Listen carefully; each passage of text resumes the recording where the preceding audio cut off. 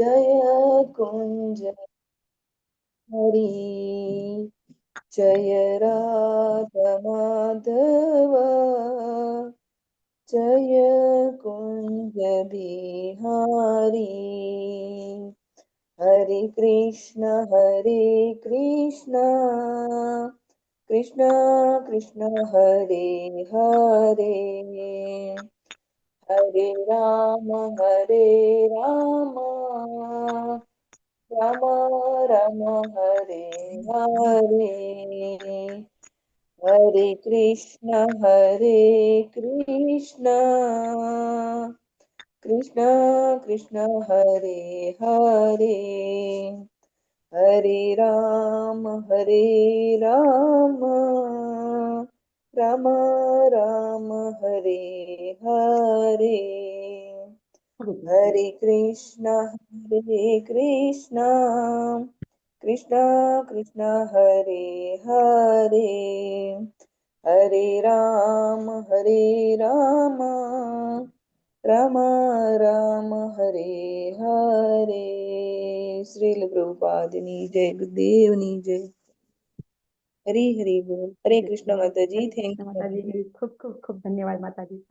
हरे कृष्णा माता जी, दोनों प्रणाम। हरे कृष्ण माता जी, दंडवत प्रणाम। दंडवत प्रणाम। हरे कृष्ण माता जी, दंडवत प्रणाम। हरे कृष्ण माता जी, माता जी, दंडवत प्रणाम। हरे कृष्ण दंडवत प्रणाम माता जी। हरे कृष्ण माता जी। प्रभु जी हरे कृष्ण रीताबा माता जी हरे कृष्ण। खूब खूब स्वागत है आप सौનું શ્રી શ્રી રાધા ગોવિંદ ટેમ્પલ ઇસ્કોન મેંગલુરુ કુલાઈથી ચાલતા શ્રીમદ ભાગવતમના ક્લાસમાં આપ સૌ વૈષ્ણવોનું સ્વાગત કરતા મને ખૂબ ખૂબ આનંદ થાય છે। ખૂબ ઠંડી છે અને બધા ધીમે ધીમે ભક્તો આવી રહ્યા છે। તો આપણે શરૂઆત કરીશું મંગળાચરણથી। આપ સૌ પણ મંગળાચરણ લેશો પોતપોતાની જગ્યાએ મ્યુટ થઈને, બરાબર। સ્ક્રીન ને બધું વિઝિબલ છે પ્રભુજી? હરે કૃષ્ણ પહોંચતા हरे कृष्ण। हाँ माता जी, हाँ माता। राधा कृष्ण विषय राधा कृष्ण આવે છે ને? હા જી બરાબર। हाँ।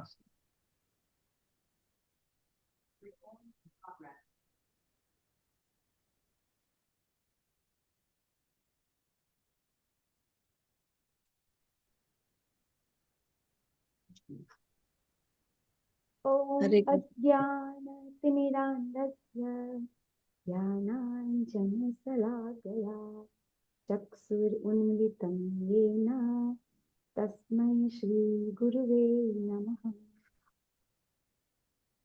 श्रीचैतन्यमनोभीष्टं स्थापितं येन भूतले स्वयं रूपा कलामयं ददाति स्वपदान्तिकम्।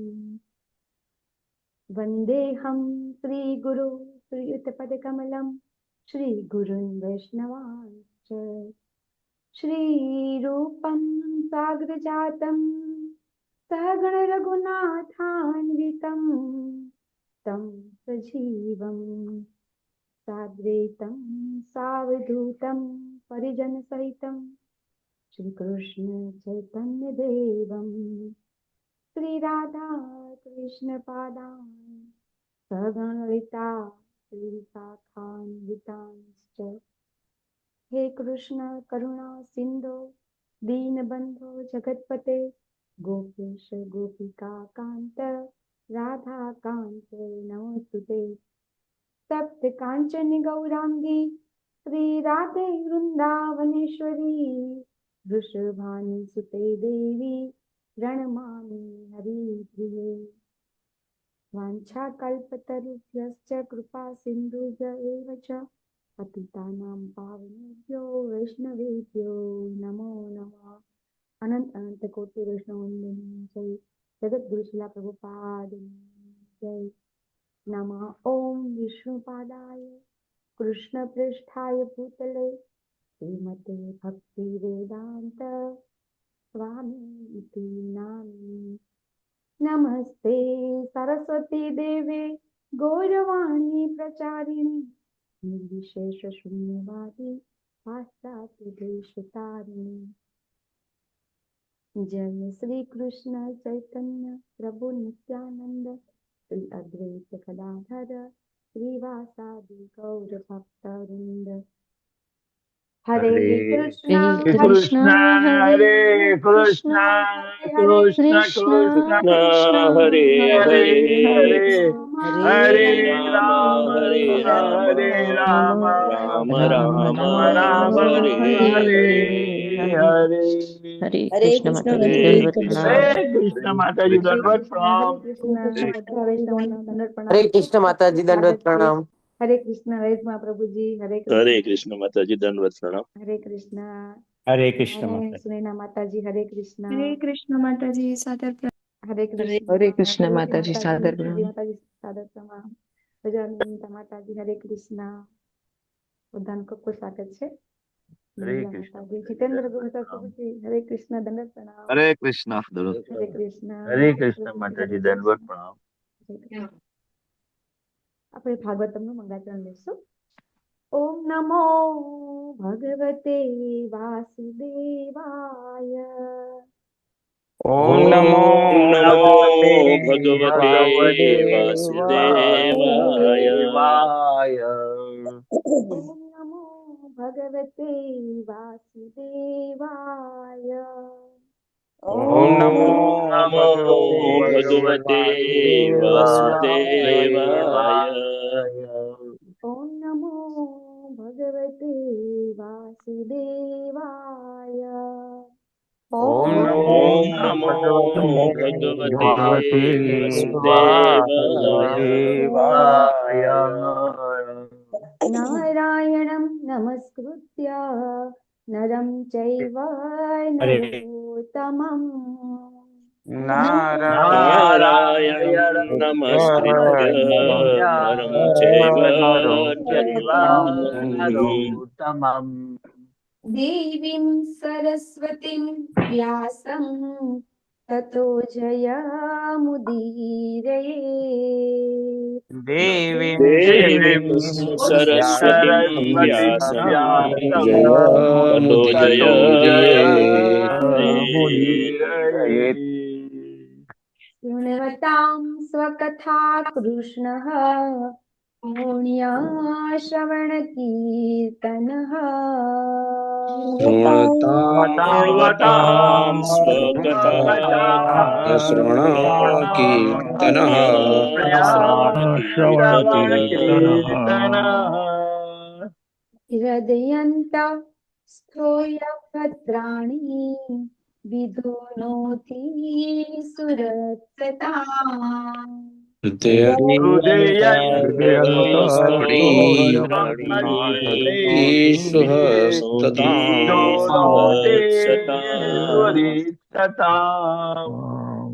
नष्टप्रायेष्व भद्रेषु नित्यं भागवत सेवया नष्टप्रायेषु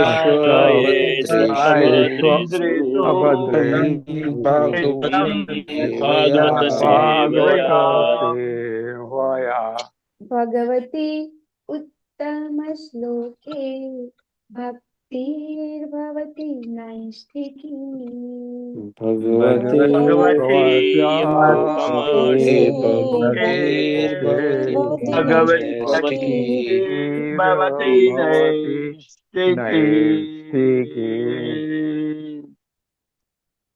ઉત્તમ શ્લોક ભાગવતમના રોજ આપણે પઠન પાઠન કરીએ તો આપણને ભગવાનની અહેતુકી કૃપા પ્રાપ્ત થાય છે અને સાથે સાથે આપણા બધા અભદ્ર અનર્થ છે એ દૂર થાય છે અને આપણે ખૂબ નસીબદાર છીએ કે આપણે બધા સાથે મળી અને ભાગવતમનું રોજ પઠન પાઠન કરી શકીએ છીએ.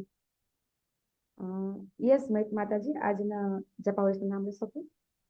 હરે કૃષ્ણ માતાજી સાદર પ્રણામ. હરે કૃષ્ણ બધાને સાદર પ્રણામ. કૃષ્ણધામ દાસ પ્રભુજી, આનંદ પ્રદા ગોપાલિની માતાજી, વિક્રમી કૃષ્ણ પ્રભુજી, સ્વભક્તિ શ્રીયા માતાજી, માધવી ચારુમુખી માતાજી, દયાન્વી તારીની માતાજી, ધર્મેન્દ્ર દેસાઈ પ્રભુજી, પ્રિન્સી ધોળકિયા માતાજી, નૈના પટેલ માતાજી, વંદના વિસ્કુલ માતાજી, નીતુ જરીવાલા માતાજી, ચંદ્રિકા પરમાર માતાજી, વિક્રમ પંડ્યા પ્રભુજી, આકૃતિ પટેલ માતાજી, અર્ચના ગોયલ માતાજી, કલ્પતરુ નિતાય પ્રભુજી, હિરણમય કેસરી માતાજી, નામશેષ દાસ પ્રભુજી, ભાવસિંધુ ચૈતન્ય પ્રભુજી, રૂપલ ભાનુશાળી માતાજી, સ્નેહા જોશી માતાજી, હર્ષાબેન ચોટલિયા માતાજી, શૈલેષ ભટ્ટ પ્રભુજી, આશા પટેલ માતાજી, દેવયાની ઝાલા માતાજી, તેજોમય કૃષ્ણ કાંતા માતાજી, હેમા મોદી માતાજી, કૃષ્ણ કૃપાલિયા પ્રભુજી, મંજુમુખી ચિત્રા માતાજી, પૂર્ણિમા ગોરાંગી માતાજી, કાજલ પટેલ માતાજી, પ્રિયા જયસ્વાલ માતાજી, ધાર્મી પટેલ માતાજી, શશી ઉદેસી માતાજી, રાધિકા સીતા માતાજી, દર્શના ઓડેદરા માતાજી, હેરલ પટેલ માતાજી, કોમલાંગી પદ્મા માતાજી, કૃષ્ણા દવે માતાજી, મૃતવિંદા સુમુખી માતાજી,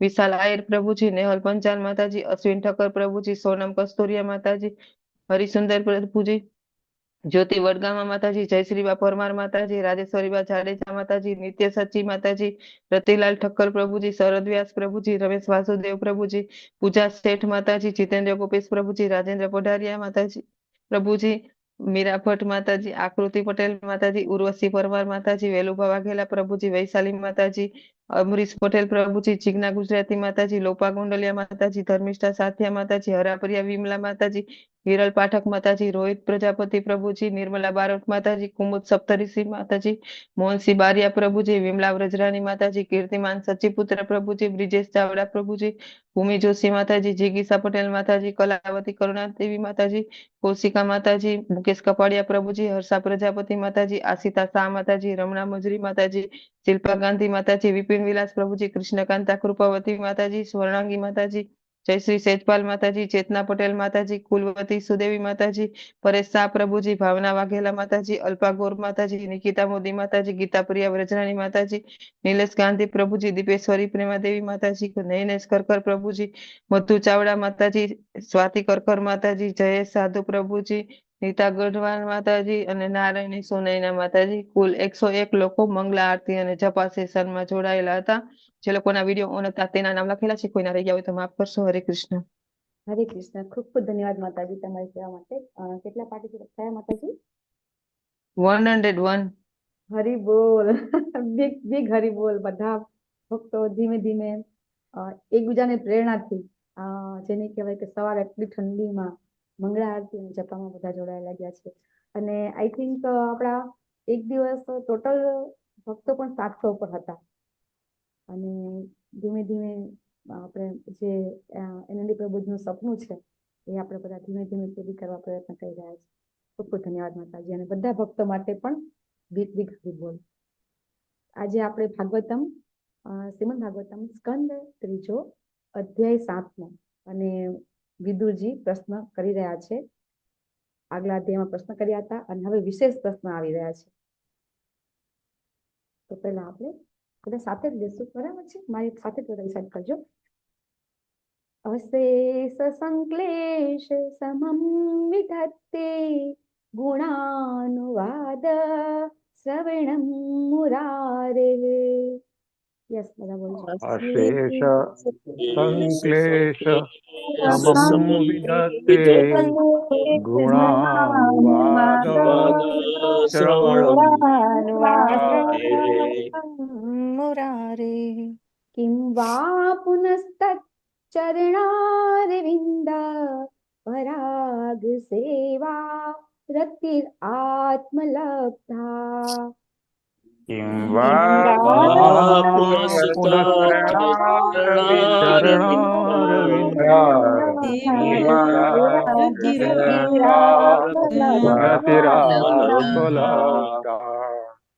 અશેષ સંક્લેશ સમમ વિધત્તે ગુણાનુવાદ શ્રવણમ મુરારે.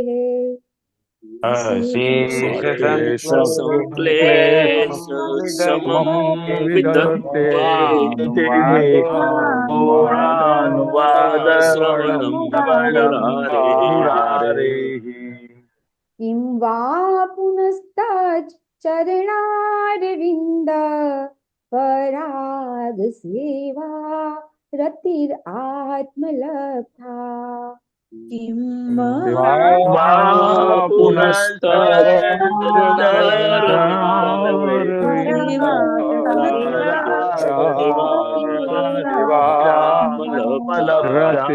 આત્મલબ્ધા.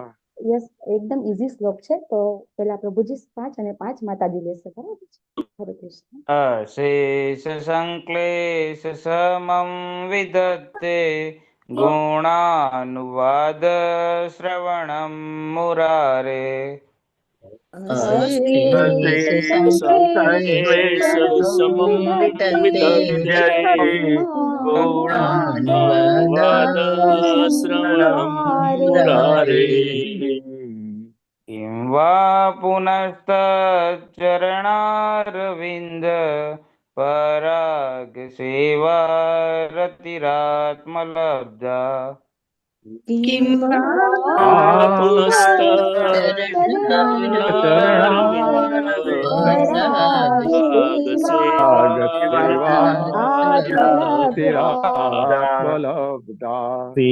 ससंक्लेश समं विधत्ते गुणानुवाद श्रवणं मुरारे संक्लेश समं विधत्ते गुणानुवाद श्रवणं मुरारे किं वा पुनस्तच्चरणारविन्द पराग सेवारतिरात्मलब्धा किं वा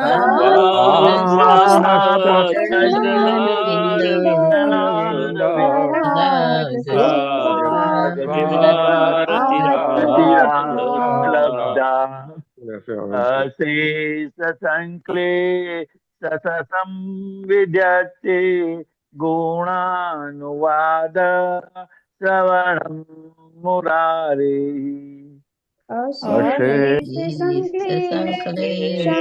समं विदते गुणानुवाद श्रवणं मुरारे किं वा पुनस्तचरणारविन्द पराग सेवारतिरात्मलब्धा किं वा पुनस्तच्चरणारविन्द पराग सेवारतिरात्मलब्धा अशेष संक्लेश समं विदत्ते गुणानुवाद श्रवणं मुरारिः अशेष संक्लेश समं विदत्ते गुणानुवाद श्रवणं मुरारे किं वा पुनस्तच्चरणारविन्द पराग सेवारतिरात्मलब्धा किं वा पुनस्तच्चरणारविन्द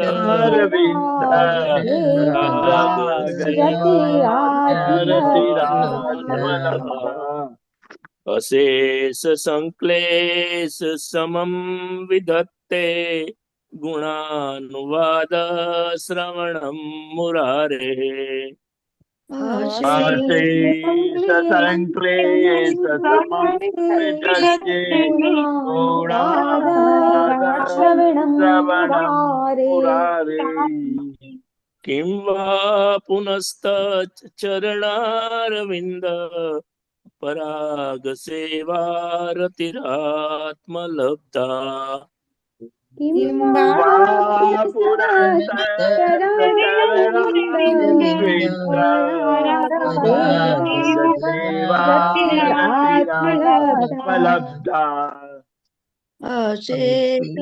संक्लेश समं विधत्ते गुणानुवाद श्रवणं मुरारिः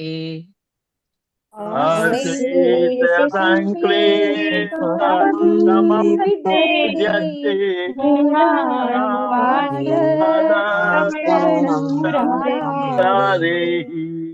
किं वा पुनस्तच्चरणारविन्द पराग सेवारतिरात्मलब्धा किं वा पुनस्तच्चरणारविन्द परागसेवारतिरात्मलब्धा अशेष संक्लेश समं विदत्ते ગુણાનુવાદ શ્રવણમ મુરારેઃ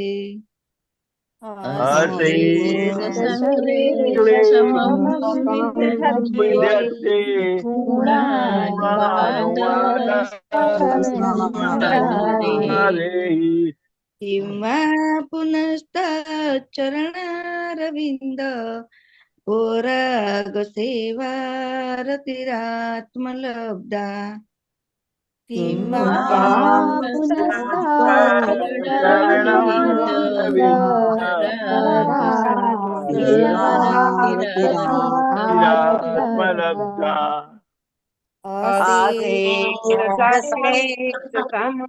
વિદ્યતે ગુણાનુવાદ શ્રવણમ મુરારે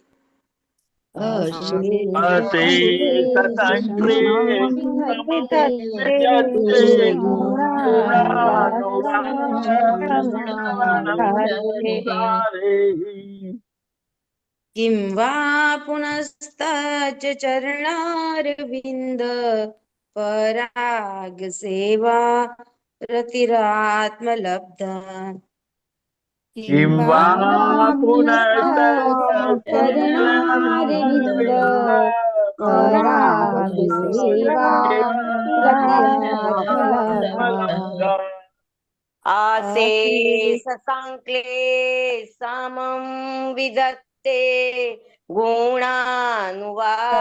શ્રવણમ મુરારે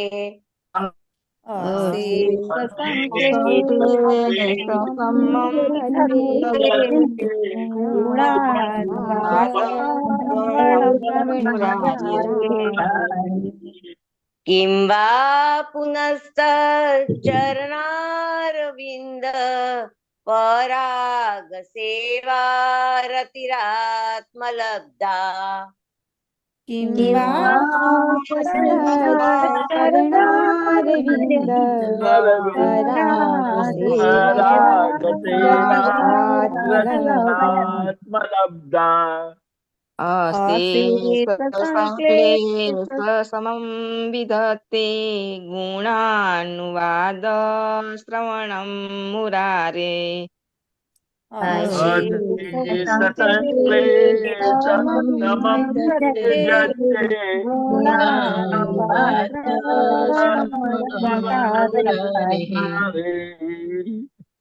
કિં વા પુનસ્ત ચરણારવિંદ પરાગ સેવા રતિરાત્મલબ્ધા કિં વા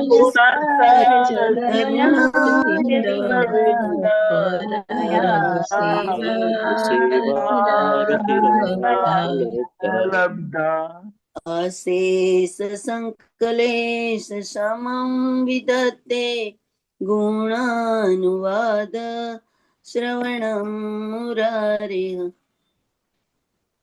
શેષ સંક્લેશ સમં વિદતે ગુણાનુવાદ શ્રવણમ મુરારેઃ કિં વા પુનસ્તચ ચરણારવિંદ પરાગ સેવા રતિરાત્મલબ્ધા કિં વા પુનશ્ચરણારવિંદ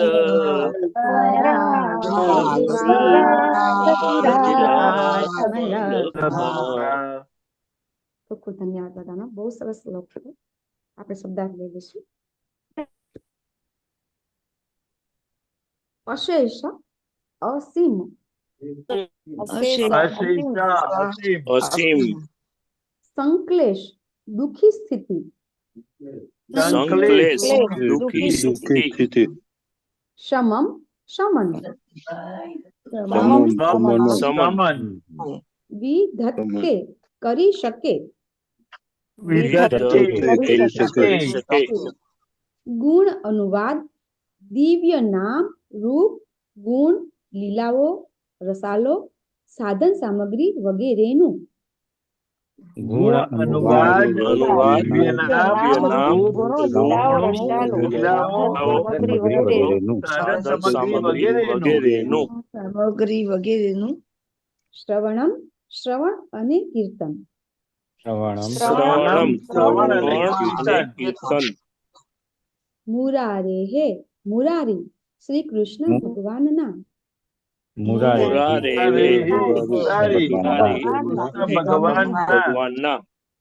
કિંવા નું શું કહેવું? કિમ વા કહેવું પુનઃ ફરી ફરી કૃષ્ણ ભગવાન તત તે ભગવાનનું ભગવાનનું કેવું ચરણ અરવિંદ ચરણ કમળ ચરણ અરવિંદ ચરણ ચરણ કમળ કમળ. પરાગ સેવા પરાગની સેવા પરાગની સેવા. રતિહિ આકર્ષણ રતિ આકર્ષણ દર્શન. આત્મલબ્ધા જેમણે આવી આત્મસિદ્ધિ પ્રાપ્ત કરી છે. આત્મલબ્ધા જેને આવી આત્મસિદ્ધિ પ્રાપ્ત કરી છે. અનુવાદ જગત ગુરુ શિલા પ્રભુપાદ દ્વારા. શિલા પ્રભુપાદની જય. પરમેશ્વર ભગવાન શ્રી કૃષ્ણના દિવ્ય નામ રૂપ આદિના માત્ર શ્રવણ કીર્તનથી જ અનહદ દુઃખી સ્થિતિનું પણ શમન થઈ જાય છે. તો પછી ભગવાનના ચરણ કમળની રજની સુગંધની સેવા કરવાનું આકર્ષણ જેમને પ્રાપ્ત હોય તેમની તો વાત જ શી કરવી. બહુ સરસ અનુવાદ અને ભાવાર્થ પણ બહુ સરસ છે. યસ, આજે આઈ થિંક હર્ષા માતાજી તમે પહેલી વાર ઇન્ડસ્ટ કર્યો છે તો આપ હરે કૃષ્ણ માતાજી, દંડવત પ્રણામ. ભાવાર્થ બાય જય શ્રીલ પ્રભુપાદ દ્વારા. જય શ્રીલ પ્રભુપાદની જય. વૈદિક જ્ઞાનમાં ભૌતિક ઇન્દ્રિયોને નિયંત્રિત કરવાની બે ભિન્ન ભિન્ન પદ્ધતિઓ ઉપદેશેલી છે.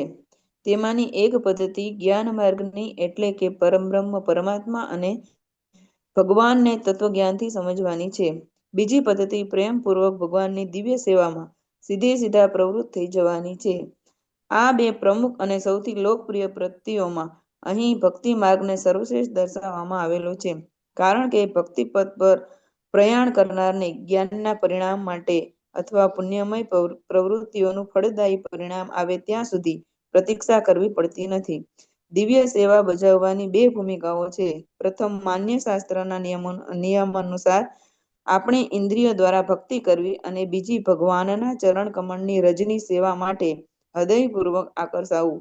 પ્રથમ ભૂમિકા સાધન ભક્તિની છે, જેમાં શુદ્ધ ભક્તના ઉપદેશ અનુસાર નવો ભક્ત દિવ્ય સેવા કરે છે.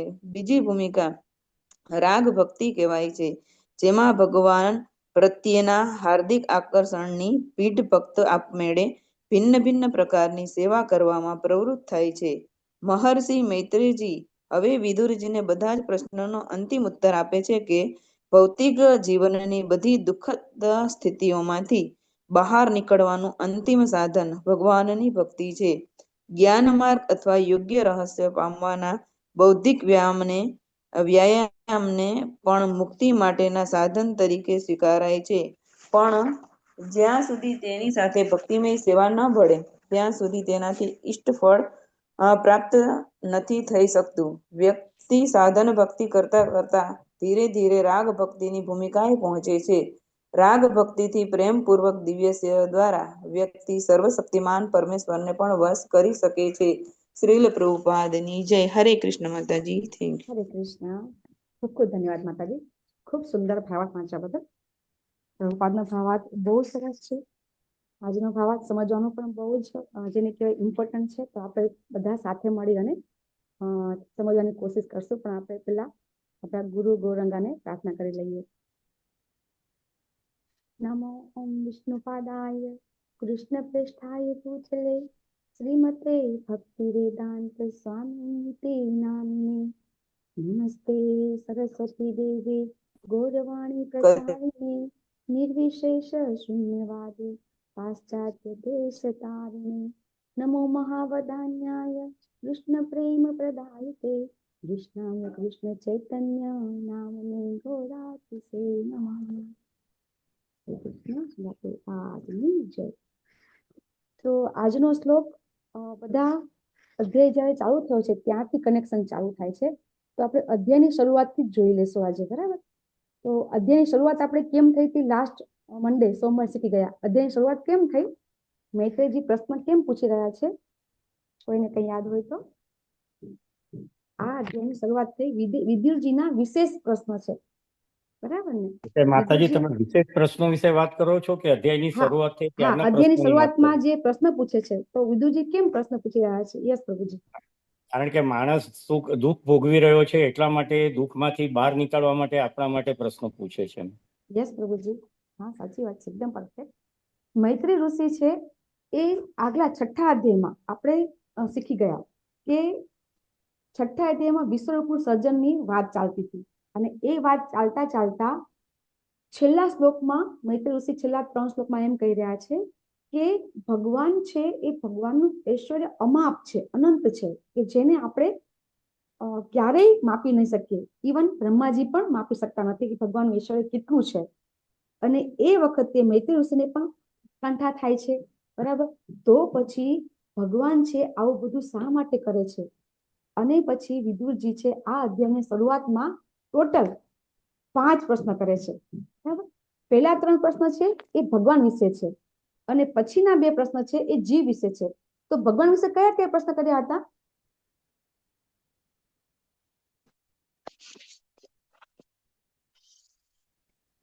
હરે કૃષ્ણ. આઈ થિંક હરે હા, માતાજી, હા બોલો. ભગવાન વિશે 3 પ્રશ્ન કર્યા વિદુરજીએ, બરાબર ને? તો વિદુરજીને શું થાય છે? શું શું પ્રશ્નો થાય છે ભગવાન વિશે જાણવાનું? ભગવાનજી, બીજો, બોલો ત્રીજો માતાજી. અને ચોથો શ્લોક. જો આપણા બધા પાસે ભાગવતમ છે, કઈ વાંધો નહીં, આપણે ભાગવતમ ખોલી લો. બીજા શ્લોકમાં, ત્રીજા શ્લોકમાં અને ચોથા શ્લોકમાં વિદુરજી પ્રશ્ન કરે છે, ભગવાન વિશે જાણવાનો પ્રશ્ન કરે છે.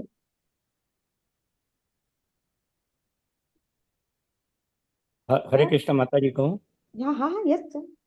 હા, ભગવાન વિશે એ રીતના પ્રશ્ન એ કરે છે કે ભગવાન તો પ્રકૃતિથી એકદમ જુદા છે. પ્રકૃતિના 3 ગુણોથી એ ટોટલી ઇઝ ડિફરન્ટ. એમાં આવતા નથી. તો પછી આ સૃષ્ટિનું સર્જન કેવી રીતના કરે છે? યસ. નંબર 1. નંબર 2 ક્વેશ્ચન એમનો હતો કે આ પ્રકૃતિના 3 ગુણોથી એ સૃષ્ટિનું કેવી રીતના કરે છે. પછી આઈ થિંક સેકન્ડ ક્વેશ્ચન એ હતો કે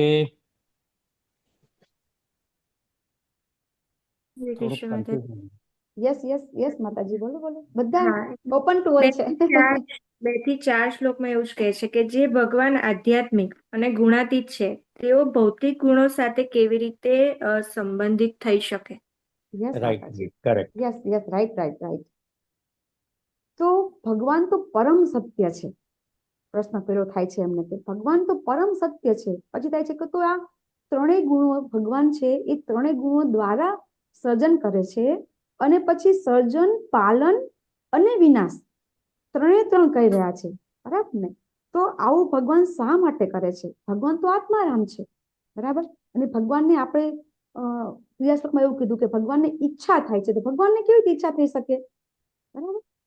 ભગવાન છે, ભગવાન તો આપણે ઉદાસીન છે. આપણે ભગવદ ગીતામાં પણ શીખ્યા છીએ, બરાબર ને? કે ભગવાન તો કોઈ વસ્તુનું સર્જન કરે કે વિનાશ કરે, ભગવાનને એનાથી કોઈ ફેર પડતો નથી. તો આપણે આ શ્લોકમાં એવું આવ્યું કે ભગવાનની ઈચ્છા કેવી રીતે થઈ? આવી રીતે એમને પ્રશ્ન થાય છે.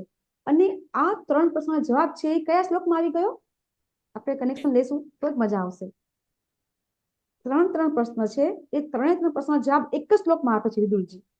જીવ વિશે પ્રશ્ન કરે છે, 2 પ્રશ્ન કરે છે, બરાબર? અને ભગવાન વિશે 3 પ્રશ્ન કરે છે. તો પેલા જીવ વિશે પ્રશ્ન શીખી લઈએ, પછી જવાબ જોઈએ. જીવ વિશે કયા કયા પ્રશ્ન કર્યા હતા? આઈ થિંક 2 પ્રશ્ન કર્યા હતા, અને એ 5મા અને 6ઠ્ઠા શ્લોકમાં.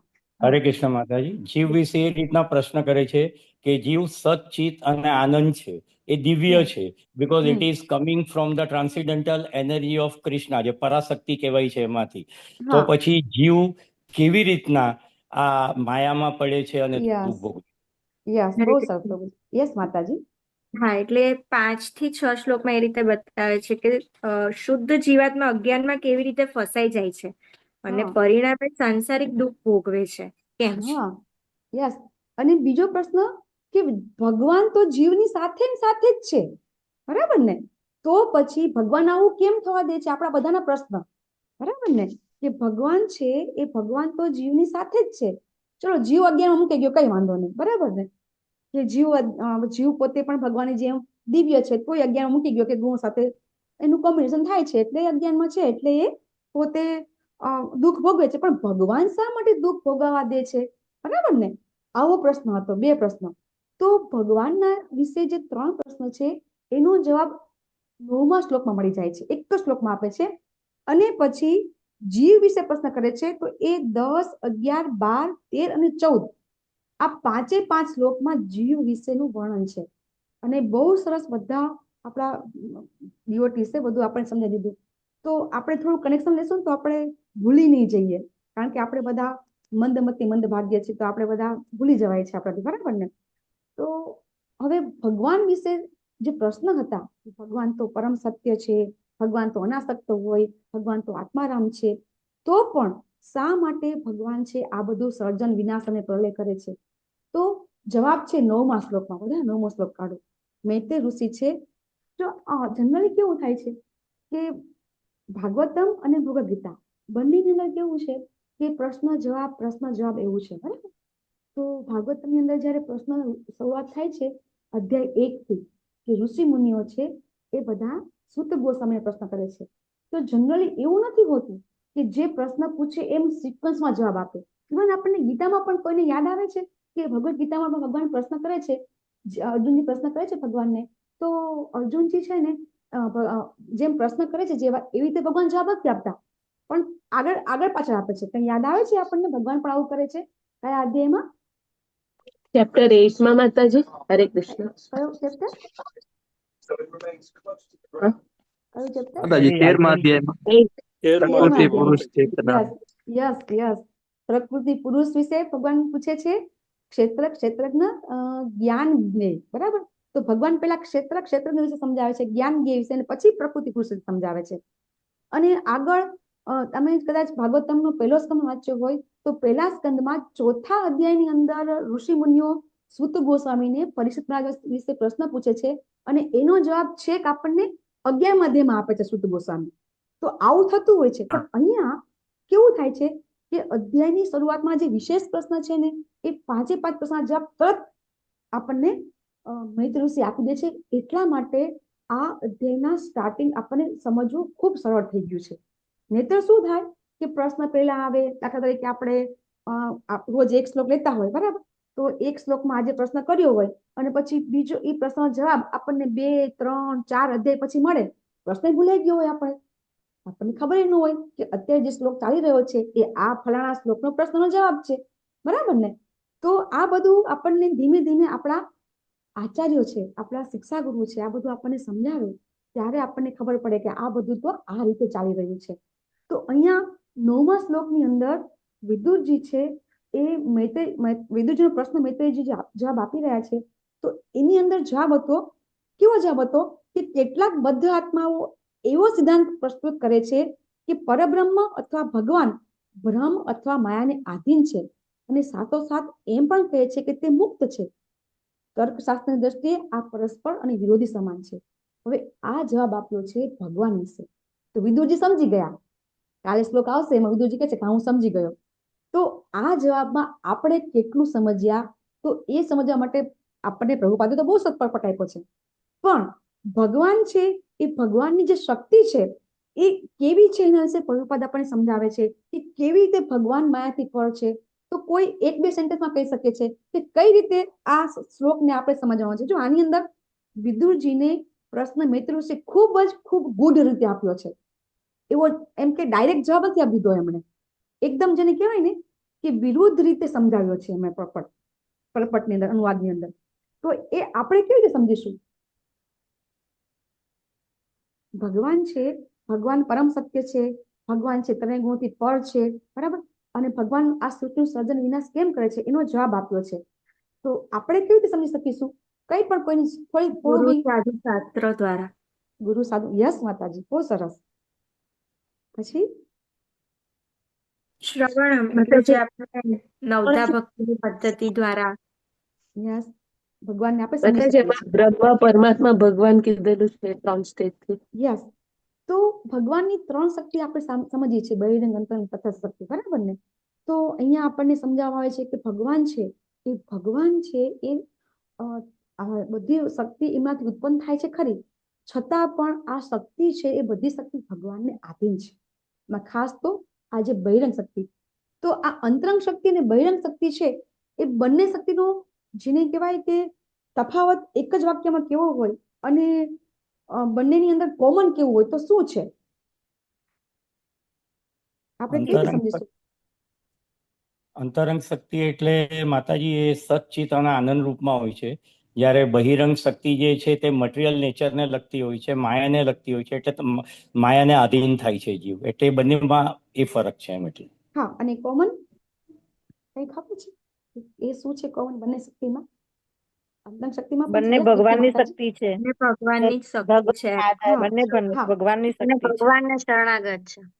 અને એક વસ્તુ પ્રભુપાદ આમાં તમે જો એનો વિડીયો પ્રભુપાદનો છે, એની અંદર પ્રભુપાદ કહે છે કે અંતરંગ શક્તિ અને તમે કૃષ્ણ બુકમાં તમે કૃષ્ણ ભગવાનનો જે જન્મ થાય છે ને એ ચેપ્ટર જો તમે વાંચો, એમાં પ્રભુપાદ સમજાવે છે કે આ અંતરંગ શક્તિ અને બહિરંગ શક્તિ બંને એક જ છે, બંને જુદી નથી, બરાબર?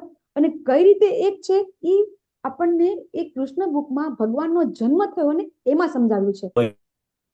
કોઈને યાદ છે કૃષ્ણ બુકની અંદર કેવી રીતે અંતરંગ શક્તિ બે એક કેવી રીતે છે? ઇવન ભાગવતમની અંદર પણ વેદવ્યાસજી જ્યારે નારદ મુનિજી એમને ઉપદેશ આપીને જાય છે, પછી વેદવ્યાસજી પોતે તપ કરે છે, તો એમને પણ શક્તિના દર્શન થાય છે ભગવાનની. તો જો કહીએ કૃષ્ણ બુકનું યાદ હોય તો એ પણ કહી શકે છે કે કઈ રીતે એક છે, એકદમ પરફેક્ટલી આપણને એ વર્ણન એવું છે કે આપણને મગજમાં તરત ખબર પડી જાય કે હા, બે શક્તિ એક છે. હરે કૃષ્ણ માતા. રાધા કૃષ્ણનું કમ્બાઇન્ડ ફોર્મ નહીં. તમે જન્મ વિશે કહો છો, જન્મ પહેલા ચતુર્ભુજ રૂપે. નહીં. અંતરંગ શક્તિ ને બહિરંગ શક્તિ બંને એક જ છે, છતાં પણ જુદી છે. અચિંત્ય ભેદાભેદ ત્યાં પણ આપણને ફિલોસોફી છે ને, અચિંત્ય ભેદાભેદની બધે ભગવાન વિશે લીલામાં આવે છે. અચિંત્ય ભેદાભેદની ફિલોસોફી કે અંતરંગ શક્તિ બંને એક જ છે, છતાં પણ જુદી છે. એટલે માતાજી તમે કોના પોઈન્ટ ઓફ વ્યૂ પરથી કહો છો? ભગવાનના પોઈન્ટ ઓફ વ્યૂ પરથી કહો છો કે આપણા પોઈન્ટ ભગવાનનો ઓફ જન્મ વ્યૂ? થાય છે ને ત્યારે સમજાવે છે કે આ શક્તિ કેવી રીતે એક છે. કારણ કે ભગવાનનો જન્મ જ દિવ્ય છે, એટલે એક જ શક્તિ હોવાની ને માતાજી, અંતરંગ અને બહિરંગ. હા, કૃષ્ણ બુકની અંદર તમે જો વાંચો, ફરીથી વાંચી લેજો કે એની અંદર વાસુદેવજી છે, જ્યારે ભગવાનનો જન્મ થાય છે ને તો ભગવાનને લઈને જાય છે નંદ મહારાજના ઘરે, બરાબર? પછી નંદ મહારાજના ઘરેથી કોને લઈને આવે છે? યોગ માયાને લઈને, બરાબર ને? ત્યાં જે જન્મ થયો હતો યોગ માયાનો જન્મ ત્યાં થઈ ગયો હતો નંદ મહારાજના ઘરે. આ યાદ આવ્યું, બરાબર ને? તો યોગ માયાને લઈને આવે છે ક્યાં? પાછા મથુરામાં, બરાબર ને? મથુરામાં લઈને આવે છે, સવાર પડે છે, અને ઈ યોગ માયા છે, એ યોગ માયાનો જે જન્મ થયો છે એ વાસુદેવ દેવકીને ખબર છે, કંસને હાથમાં મૂકે છે. હવે કોઈને યાદ આવે છે પછી શું થાય છે? હા, એ પ્રગટ થઈ જાય છે માયાદેવી રૂપે. એ માયાદેવી પછી જયારે કંસ એને મારવાની ટ્રાય કરે છે ત્યારે આકાશમાં એ ખાય છે અને આકાશવાણી કરે છે.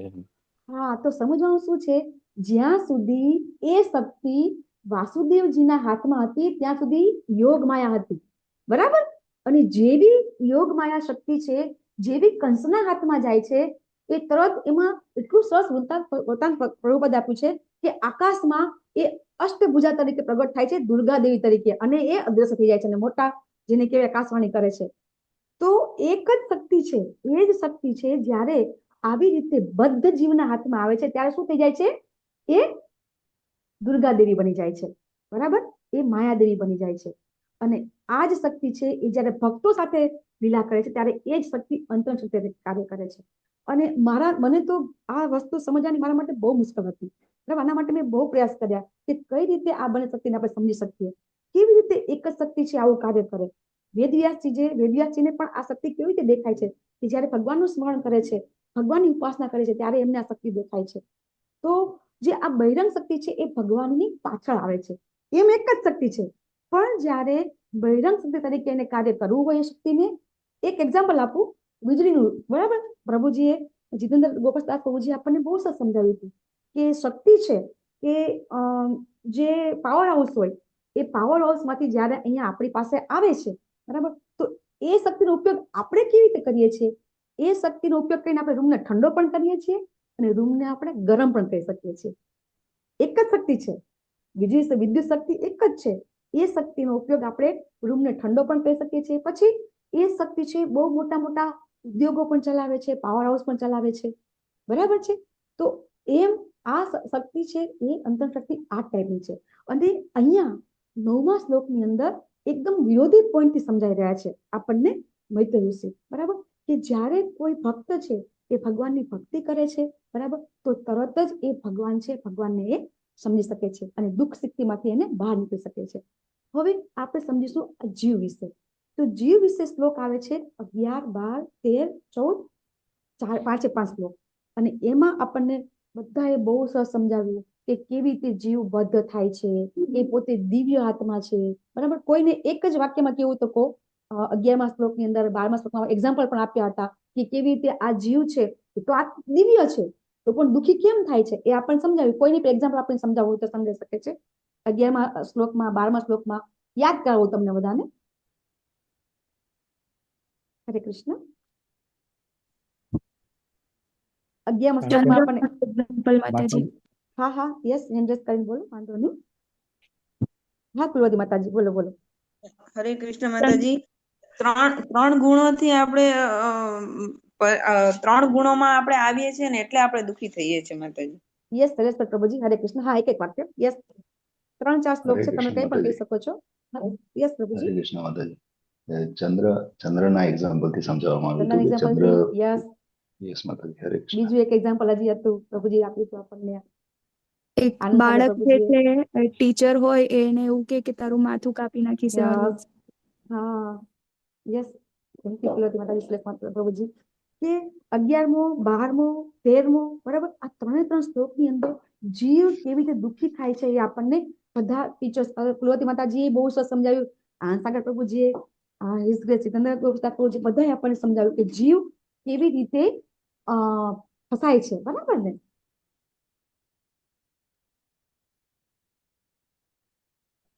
તો 11મા શ્લોકની અંદર આપણે શીખ્યા, 12મા શ્લોકમાં અનર્થ કેવી રીતે નિવૃત્ત થાય છે, સ્ટેપ બાય સ્ટેપ વિદુરજી આપે છે આપણને, બરાબર. કે 11મા શ્લોકમાં આપણને સમજાવ્યું કે કેવી રીતે એક્ઝામ્પલ આપીને, 12મા શ્લોકમાં કેવી રીતે ભક્તિની સેવા દ્વારા આપણી અનર્થ નિવૃત્તિ થાય છે. તો અનર્થ નિવૃત્તિ થાય તો ભગવત પ્રાપ્તિ થઈ જાય. હરે કૃષ્ણ. એક પ્રશ્ન છે, આપણે કહીએ છીએ ને કે અનર્થ નિવૃત્તિ થાય એટલે ભગવત આપણા માટે જરૂરી છે, તો અનર્થ નિવૃત્તિથી ભગવત પ્રાપ્તિ થઈ જાય?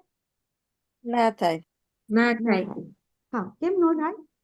કારણ કે આગળના પણ સ્ટેપ્સ છે ને, પ્રેમ ભક્તિ સુધી પહોંચવા માટેની વચ્ચે બીજા સ્ટેપ છે બધા, બરાબર ને.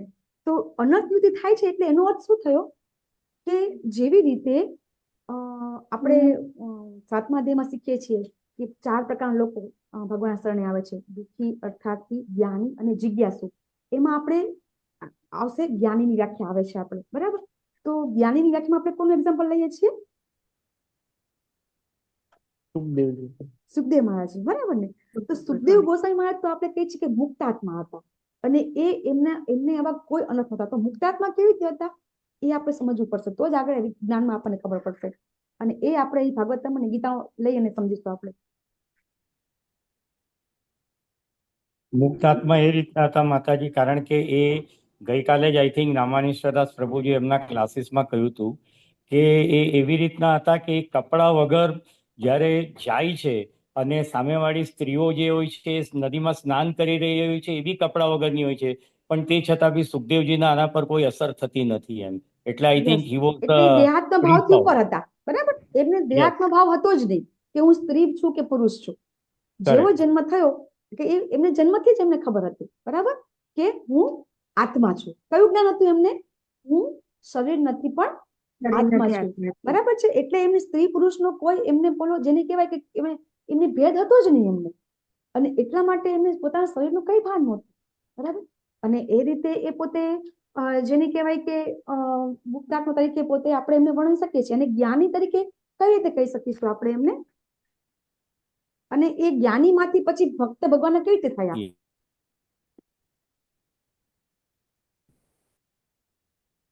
તો આપણે ભગવદ ગીતાની અંદર યસ યસ બોલો બોલો. ભાગવતમના શ્લોક સાંભળ્યા હતા ને 2. હા યસ. તો આપણે જ્ઞાન વિશે શીખી ગયા, બરાબર ને, કે ભગવદ્ ગીતામાં 13મા અધ્યાયમાં 8 થી 12 શ્લોકમાં આપણે જ્ઞાન વિશે શીખ્યા, પણ જ્ઞાનની પૂર્ણતા વિશે આપણે ભાગવતમની અંદર શીખીએ છીએ. 1.2.7 શ્લોક 1.2.11 11મો શ્લોક કોઈને ખબર તો બ્રહ્મેતિ પરમાત્મી વાળો શ્લોક કોઈને આવડતો હોય તો બ્રહ્મેતિ પરમાત્મેતિ વાળો. વદંતી તત્વવિદસ તત્વ જ્ઞાનમ અદ્વયમ બ્રહ્મેતિ પરમાત્મેતિ ભગવત ઇતિ શબ્દતે ભગવાન ઇતિ શબ્દતે. તો આ શ્લોકની અંદર આપણને પ્રભુપાદ છે આપણા શ્લોકની અંદર પરપટની અંદર આપણને સમજાવે છે કે કઈ રીતે જ્ઞાન છે એની પૂર્ણતા જ્યારે બ્રહ્મ પરમાત્મા અને ભગવાન આ ત્રણેય વિષયનું જ્યારે જ્ઞાન થાય ને ત્યારે જ્ઞાનની પૂર્ણતા છે એવું સમજાવવામાં આવે છે. એ તો આપણને ખબર છે ને. તો સુખદેવ ગોસ્વામી મહારાજ છે એ જ્ઞાન તો એમને પૂરેપૂરું હતું. સુખદેવ મહારાજ પૂરેપૂરા જ્ઞાની કેમ હતા કે એમને આ શ્લોક છે એની અંદર સમજાવવામાં આવે છે કે સુખદેવ મહારાજને પૂરેપૂરું જ્ઞાન હતું. બ્રહ્મેતિ પરમાત્મેતિ ભગવાન ઇતિ શબ્દથી એમને ખબર હતી, પણ છતાં પણ એ નિર્વિશેષવાદી કેમ હતા? હવે મને કહો. આપણે સુખદેવ મહારાજને નિર્વિશેષવાદી તરીકે આપણે ઓળખીએ છીએ કે સ્ટાર્ટિંગમાં એમનો જન્મ થયો ત્યારે મુક્તાત્મા હતા અને નિર્વિશેષવાદી હતા.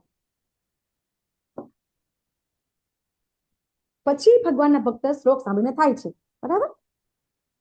તો એ છે સુખદેવ મહારાજ છે એ સુખદેવ મહારાજ છે એ જ્ઞાની હતા અને એ જ્યાં સુધી એમને ભાગવતના શ્લોક જો ભાગવતમને કેમ બધા માટે કહેવામાં આવે છે, કેમ સુખદેવ મહારાજ તો મુક્તાત્મા હતા, એમને ભાગવતમની શું જરૂર હતી સાંભળવાની, એમને ભાગવતમને વાંચવાની શું જરૂર હતી? તો અહીંયા એ જ શ્લોકમાં આપણને પ્રભુપાદ સમજાવે છે કે કઈ રીતે સુખદેવ મહારાજ છે એ પોતે બ્રહ્મમાં માનતા હતા. એમને જ્ઞાન હતું બ્રહ્મ પરમાત્મા અને ભગવાનનું, પણ માનતા હતા શેમાં?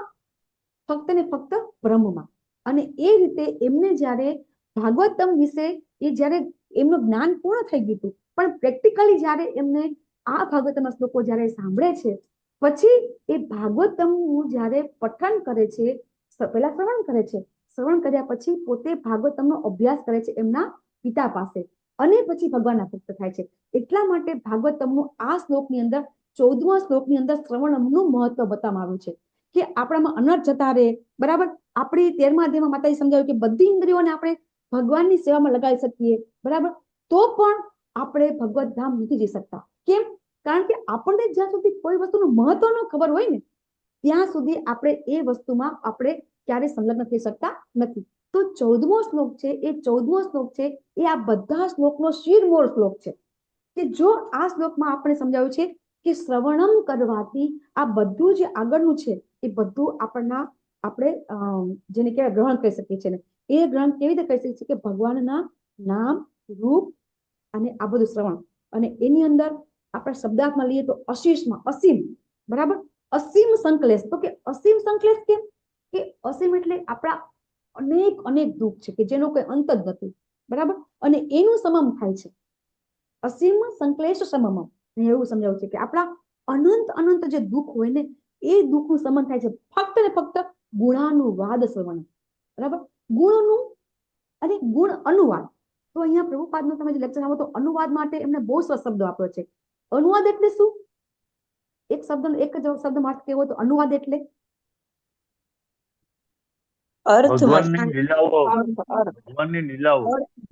એનો અર્થ મતે છે. અનુવાદ એટલે ટ્રાન્સલેશન, ભાષાંતર, બરાબર. તો એટલે અનુવાદ, અનુ એટલે વારંવાર, ફરીથી. ગુણાનુવાદ એટલે શું? કે ગુણનું અનુવાદ, અણુ એટલે વારંવાર, ભગવાનનું વારંવાર. અનુવાદ એટલે પાછળ બોલવું એમ પણ થઈ શકે. દાખલા તરીકે આપણે જયારે કોઈ લેંગ્વેજનું અનુવાદ ટ્રાન્સલેશન કરતા હોય, બરાબર, તો એક વ્યક્તિ બોલે અને બીજો એનું ટ્રાન્સલેશન કરે, એવું કરતા હોય છે ને, એને કહેવાય પાછળ એને અનુવાદ કરવો, એટલે કે એને ટ્રાન્સલેશન કરવું. તો ગુણાનુવાદ અહીંયા ભગવાનનું એકવાર નહીં વારંવાર અનુવાદ આપણે શ્રવણ કરવાનું છે. અને એટલે આપણે રોજ શ્રવણ કરીએ છીએ.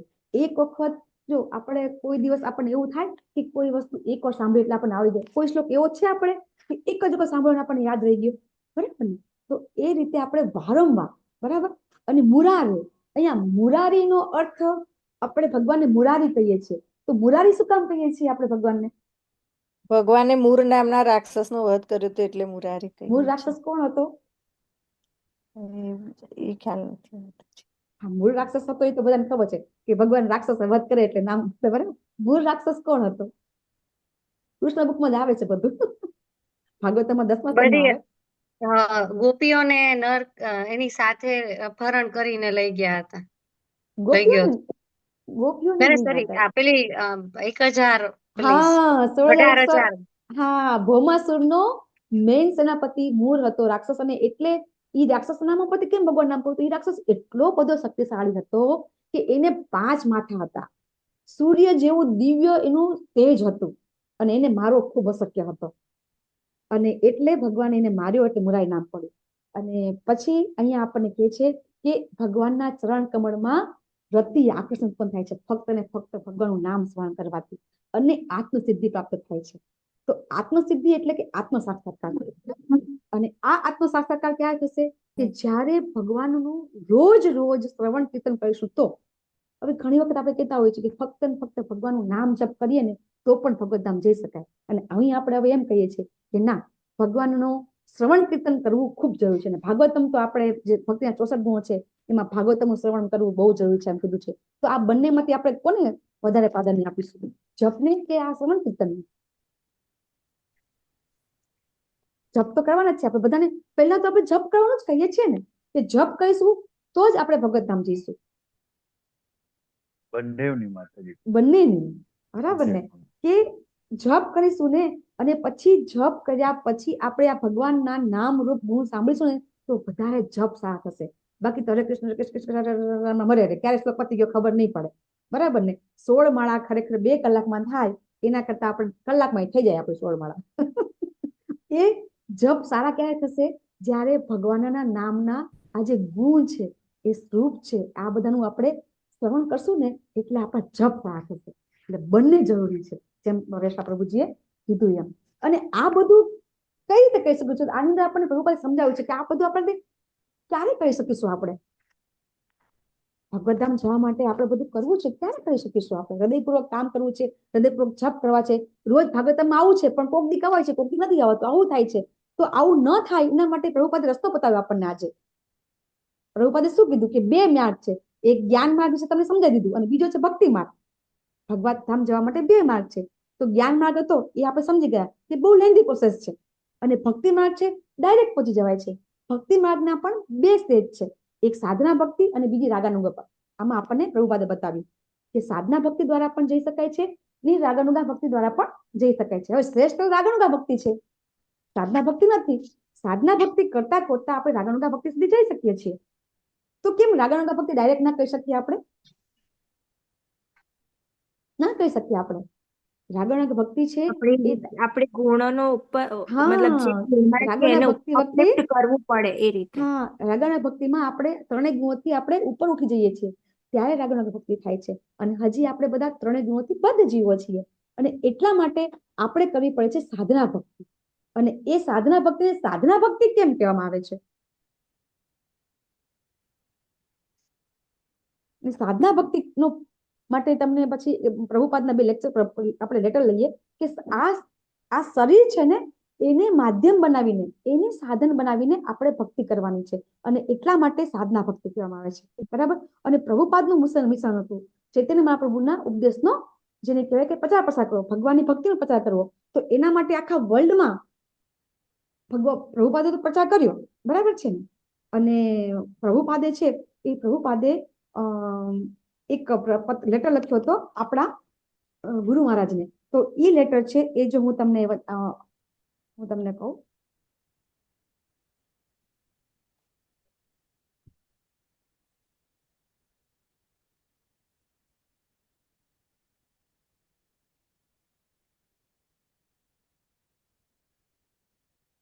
લેટર છે આપણા ગુરુ મહારાજને આપેલો છે, તમને આપ્યો છે.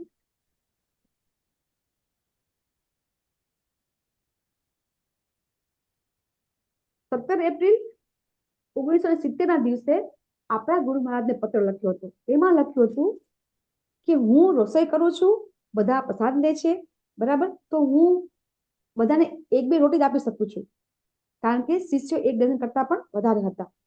પછી કીર્તનાનંદ છે એ રસોઈ કરતા શીખી ગયા અને પછી એ રસોઈ એ બનાવતા હતા, બરાબર, અને પછી બધા પ્રસાદ લેતા હતા.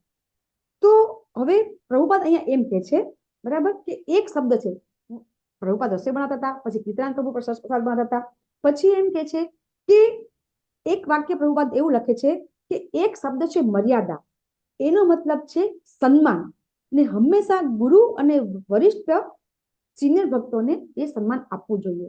તો આ એક જ પત્ર ઉપરથી આપણા ગુરુમાં બહુ સરસ પછી લેક્ચર આપ્યું હતું. તો આ પત્ર છે એમાં આપણે શું સમજીએ, અને આ પત્ર છે એ પત્રમાં આપણે પ્રચાર પ્રસાર કેવી રીતે કરવો એનું રહસ્ય લખેલું છે.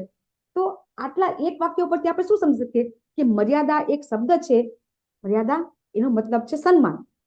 તો આ એક જ વાક્ય ઉપરથી આપણા ગુરુ મહારાજે બીજું લેક્ચર આપ્યું હતું. તો એમાં એવું કહેવા માંગે છે પ્રભુપાદ કે એવું નહીં કે આપણે પ્રસાદ લઈએ, અથવા તો આપણે દાખલા તરીકે તમે બધા અત્યારે શ્રવણ કરો છો, બરાબર, તો એ પણ પ્રસાદ જ છે એક જાતનો. તો પ્રભુપાદ એમ કહે છે કે ફક્ત પ્રસાદ લઈને બેસી રહેવાનું નહીં, શ્રવણ કરીને બેસી રહેવાનું નહીં, બરાબર, એની પણ મર્યાદા છે. તમે અમુક સ્ટેજ આવે આપણું, તો પછી આપણે પણ પ્રસાદ બનાવવો જોઈએ, એમ પ્રભુપાદ કહે છે. આપણે પણ સેવા કરવી જોઈએ. જો જ્યાં સુધી આપણા ગુરુ મહારાજને પણ એક ભક્ત, મેં તમને આગળ કહ્યું હતું કે એક ભક્ત કહે છે કે મને ઇસ્કોન છોડી દેવું છે, મને ઇન્ટરેસ્ટ આવતો નથી, તરત ગુરુ મહારાજ કહે છે કે તમે ભગવાનની સેવા કરો છો, જ્યાં સુધી સેવા નહીં કરીએ ને ત્યાં સુધી આપણને ઇન્ટરેસ્ટ આવશે નહીં. અને એટલા માટે હમણાં આપણા ગુરુ મહારાજનો એક પત્ર છે, બરાબર, કે એક પ્રશ્ન હતો આખા બધા માટે કે આપણે લગભગ 26 ની અંદર 2065માં 2026 આવે છે, હા, 2065માં ઇસ્કોનના 100 વર્ષ પૂરા થશે. તો આપણે પ્રભુપાદ માટે શું કરી શકીએ, બરાબર, કે જેનાથી કૃષ્ણ ભાવનો પ્રચાર થઈ શકે. તો તરત આપણા ગુરુ મહારાજ છે એમણે 17 ડિસેમ્બરે 2025માં આના જવાબમાં લખ્યું હતું. શું લખ્યું હતું કે પ્રભુપાદે તો 69 વર્ષની ઉંમરે અસાધારણ પ્રચાર કર્યો, તો હવે આપણે શું કરવું જોઈએ, બરાબર. તો એમણે કીધું કે બધા વૈષ્ણવી, બધી માતાજી છે એ સ્કૂલ કોલેજમાં જઈને પ્રચાર કરી રહ્યા છે, બરાબર. તો ખરેખર વિદ્યાર્થી છે એ આવતીકાલનું યુવાધન છે. તો એ વૈષ્ણવી છે બધા બહુ સારું કામ કરી રહ્યા છે. પછી કે મેં ગઈકાલે જોયું, એમનો લેટર છે 17 ડિસેમ્બર 2025નો, તો એ કહે છે કે ત્યારે આપણા ગુરુ મહારાજ મુંબઈમાં હતા. તો એ કહે છે કે મેં ગઈકાલે એપોલો હોસ્પિટલમાં જોયું કે ડોક્ટર્સ ને નર્સ બધા ભગવદ ગીતા આપી રહ્યા હતા, ને બધા છે એ જેને કહેવાય કે ખૂબ જ એ ડોક્ટર્સ નર્સ ને જે બધા આપણા ભક્તો ગીતા આપી રહ્યા હતા, તો એ ખૂબ જ પ્રેમથી એનો સ્વીકાર કરી રહ્યા હતા, બરાબર. તો એમણે એમ કીધું કે તમારે ભગવદ ગીતા તમે આપવા જશો તો 10 ભક્તને તમે જશો તો એ 10 ભક્ત પહેલા ના પાડશે, બરાબર, પણ એ જ ભક્તને પછી બીજી વાર, ત્રીજી વાર ને 10મી વાર જશે તો પછી હા પાડશે, અને પછી એમ કરતા કરતા 10, 100, 1000 ને લાખ ભક્ત થશે. તો આ જે આપણા ગુરુ મહારાજનું જે વાક્ય છે કે તમે એક વ્યક્તિને તમે 10 વાર જશો પછી એ હા પાડશે, તો શું આપણે એક વ્યક્તિ પાસે 10 વાર જવું પડશે? એવું અહીંયા ગુરુ મહારાજ કહેવા માંગે છે.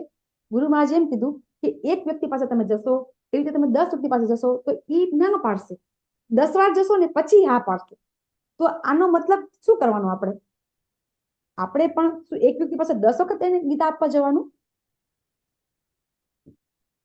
ના, એટલે છે ને તો બધા પ્રચાર કરતા રહે છે ને તો એક વ્યક્તિ ઘણીવાર ટાર્ગેટ થતો હોય છે બીજા વ્યક્તિથી, તો એને આવશે જ કે લોકો કહે છે લાવ હું એકવાર તો હરી બોલ.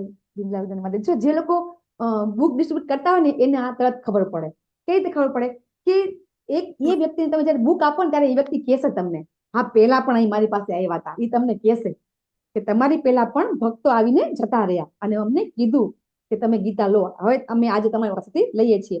તો એનો મિનિંગ એમ કે જ્યારે આપણે કોઈની પાસે પ્રચાર કરવા જઈએ છીએ તો એવું નથી કે આપણે પહેલા છીએ. હા, આપણે પહેલા પણ હોઈ શકીએ અને આપણે છેલ્લા પણ હોઈ શકીએ. કદાચ આપણે જો પહેલા હોય તો એ ગીતા નહીં લે, અને જ્યારે આપણે એને આપીએ છીએ ત્યારે આપણે છેલ્લા હશું. બે વસ્તુ થઈ શકે ને. જ્યારે આપણે પ્રચાર કરવા જઈએ, બુક આપવા આપણે જઈએ, ત્યારે શું થાય છે કે ઘણી વખત કોઈ હા પાડે છે, કોઈ વાર ના પાડે છે.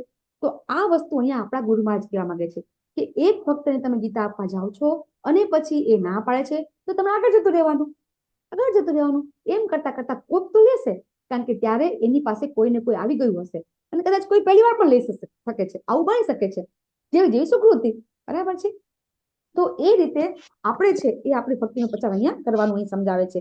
અને અહીંયા આપણી જે સાધના ભક્તિ છે એ સાધના ભક્તિ દ્વારા આપણે રાગાનુગા ભક્તિમાં ઉન્નત થઈ છે. એના માટે ભક્તિ રસામૃત સિંધુમાં આપણે બહુ સરસ સમજીએ છીએ કે સાધના ભક્તિ છે જીધી આપણે રોજ પેલા મંગળારતી જો જે ઘણા જૂના ભક્તો છે કે શરૂઆતમાં આપણે અલાર્મ મૂકવો પડતો હતો, બરાબર, પછી નથી મૂકવો પડતો. ધીમે ધીમે એમાં રાગ ઉત્પન્ન થઈ જાય છે. સેમ આપણને ભક્તિમાં ધીમે ધીમે રાગ આપણને ઉત્પન્ન થઈ જશે અને પછી આપણને કોઈ કેવું નહીં પડે કે તમે ભક્તિ કરો. 2 મિનિટ વધારે ક્ષમા કરશો. મારી સાથે કૃપા સિંધુ અનંત કોટિ સૌંદર્ય છે. જગત કૃષ્ણ પ્રભુપાદની જય. શ્રીમદ ભગવદ ગીતાની જય. હરે કૃષ્ણ. શ્રીમદ ભાગવતમ હરે કૃષ્ણ કૃષ્ણ કૃષ્ણ હરે હરે હરે હરે હરે રામ રામ હરે રામ રામ રામ હરે રામ હરે રામ રામ બે અવાજ હરે ભેગા થઈને હરે હરે કૃષ્ણ હરે માતાજી. હરે કૃષ્ણ પ્રભુજી આજે કૃષ્ણદાસ સેવામાં છે. હરે કૃષ્ણ માતાજી, દંડ પ્રણામ. ના માતાજી, આજે સુદામા સેવામાં કોઈ નથી, હા. પણ અમલા રૂપિણી માતાજીનો જન્મ